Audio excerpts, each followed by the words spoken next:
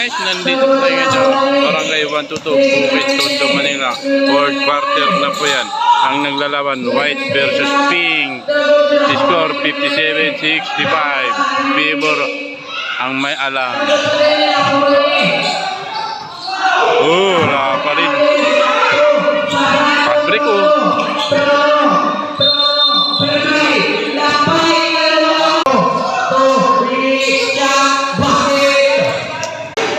Counted.